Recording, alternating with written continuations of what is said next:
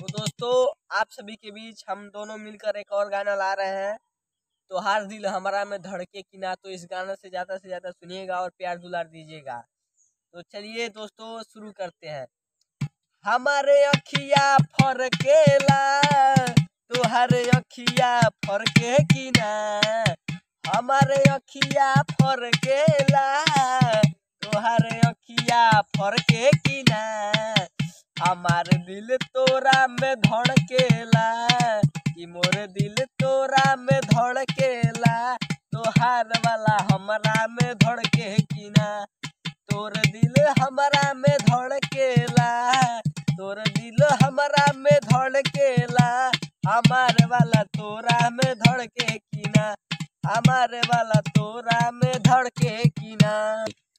रोम रोम रोआ रोआ में मांग ली हनी तोह से खुदा से, सुना सुना ए प्यारी हमार बनल बा मिजाज, चलो हो जाता यार पीले पानी तो सरकेला तोहरा कबो सरके की ना,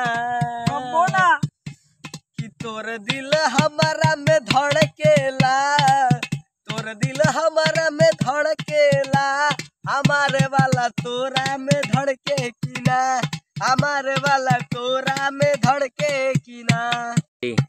हम रोग हई त तू हऊ जान दवाई, हम तिल हई त तू हऊ जान सलाई, हम जे तर तड़पतानी तोर खेतवा तड़पे है की ना, चापिए चापिए, हम जे तर तड़पतानी तोहर खेतवा तड़पे है की ना, तोर दिल हमारा में धड़केला, तोर दिल हमारा में धड़केला, हमारे वाला तोरा में धड़के की ना, हमारे वाला तोरा में धड़के की ना। दोस्तों वीडियो पसंद आए तो लाइक सब्सक्राइब जरूर कीजिएगा दोस्तों।